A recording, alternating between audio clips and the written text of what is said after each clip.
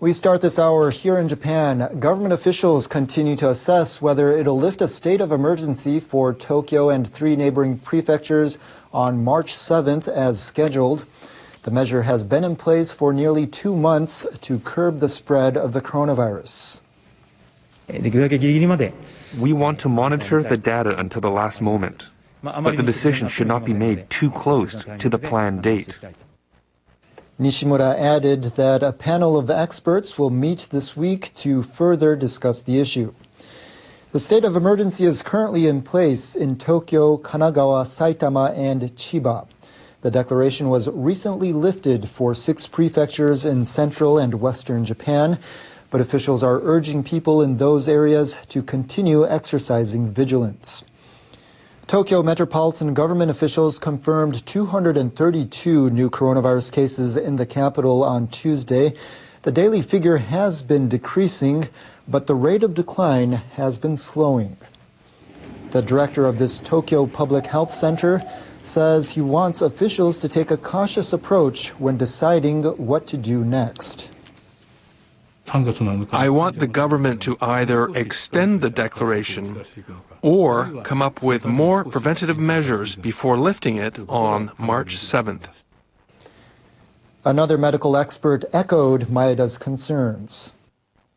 Healthcare workers won't be able to focus on vaccinating people if cases increase again. This could prolong the pandemic. I don't think the government should lift the emergency declaration until we see more of a decline. Meanwhile, health ministry officials announced the first death following a vaccination. A medical worker in her 60s received Pfizer's vaccine on Friday and died 3 days later. The cause of her death is believed to be a brain hemorrhage. Doctors at the hospital that provided the shot say so far they cannot see a link between the vaccine and her death.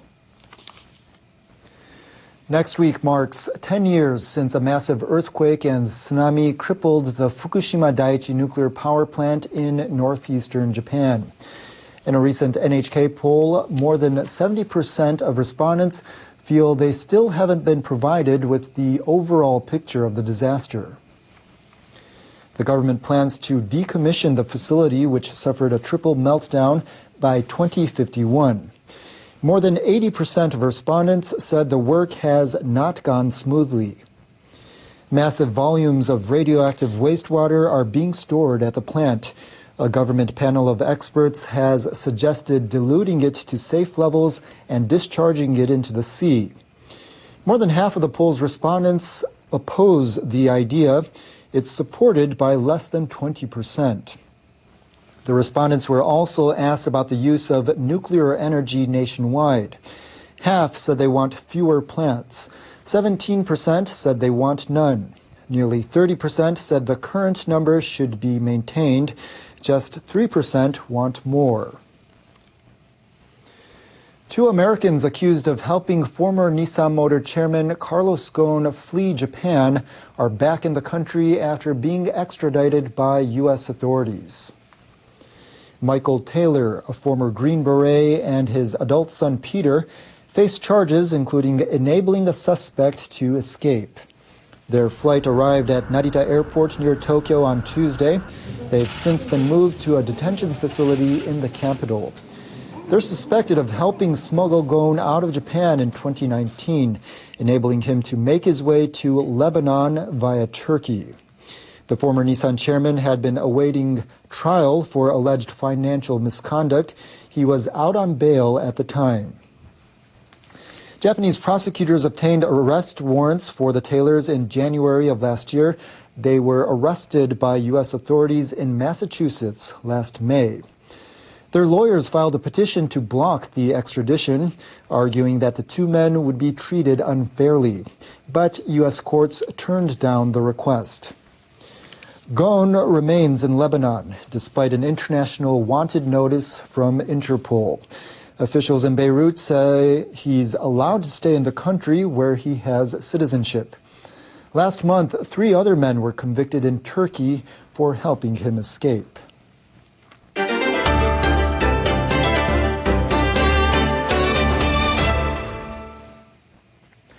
The system for choosing Hong Kong's chief executive could soon be virtually off limits to the territory's pro-democracy camp.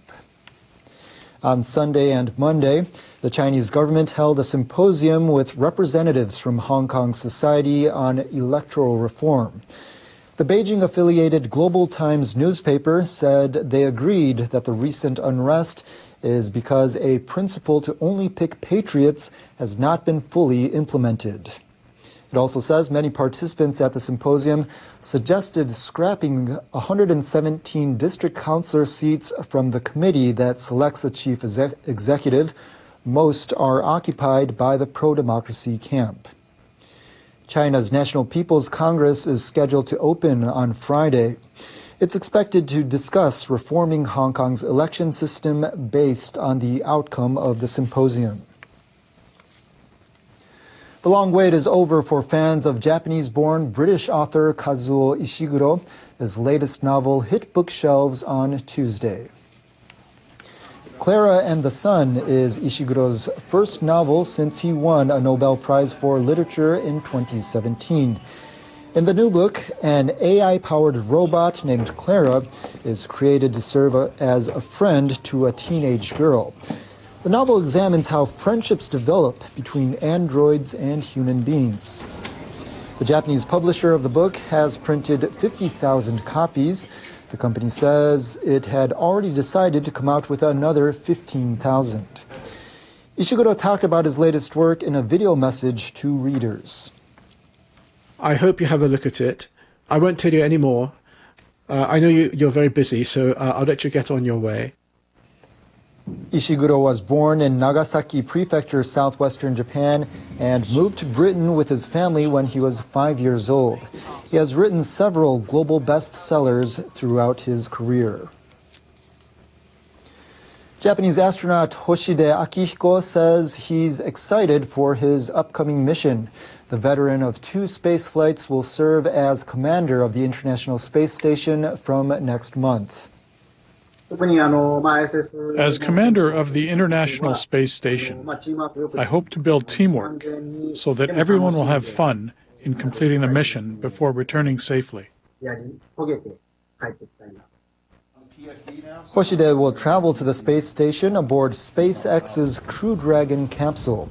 He'll become the second Japanese to serve as commander of the ISS, following Wakata Koichi in 2014. Hoshide is expected to spend some time with another Japanese astronaut, Noguchi Soichi, who's been aboard the ISS since November.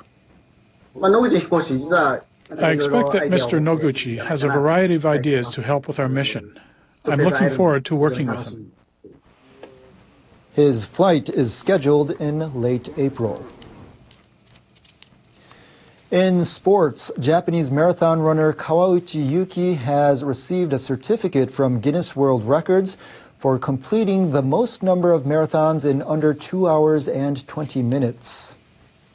Kawauchi filed for the recognition after his 100th such race. He accomplished the triple-digit milestone when he finished the Hofu Marathon in Yamaguchi Prefecture last December. I'm not the fastest in Japan. I'm not the strongest runner in Japan. But I've continued to run diligently in each race for more than 27 years since I was 6 years old. And it's resulted in this record. Kawauchi made his debut in 2009 and has completed a total of 109 full marathons. On Sunday, he finished the Lake Biwa Mainichi Marathon in Shiga Prefecture with a personal best time of 2 hours, 7 minutes, and 27 seconds. He's competed in 4 World Athletics Championships and won the Boston Marathon in 2018. Kawauchi said he's now aiming to take part in the 2022 World Athletics Championships in the United States. A spring storm hammered much of Japan Tuesday with record snow in the north and torrential rain across the rest. Our meteorologist Sakamori has the details. Hello there. It was a stormy Tuesday for many places of Japan. We are talking about heavy rain, strong winds, and heavy snowfall. Western Japan's Kinki region saw the strongest winds of the season called Haru Ichiban. And northern Japan, especially Hokkaido, has seen record-breaking heavy snow. 50 centimeters of snow fell in Furano in 24 hours. That's the March record. Snowfall depth has reached nearly 1.2 meters, making the first time since records began there. And we saw a significant huge temperature difference in Kanazawa. Tuesday morning, the temperature was 22 degrees, but it dropped to nearly 2 degrees Tuesday afternoon. Now, the cold front has pulled away, so conditions will be easing on Wednesday, but more snow is likely for the northwestern flank of Japan.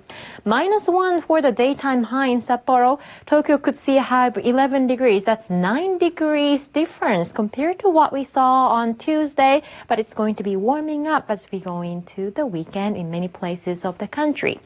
More than a month worth of rain fell in just a couple of days in Kentucky, and that has led to flooding. This is the footage from the state. Kentucky has been hit with severe flooding after heavy rains over the weekend. Some parts of the state had over 150 millimeters of rainfall in just a couple of days. Authorities in the area have issued a state of emergency on Monday. Some major roads were blocked off with a few cars flooded.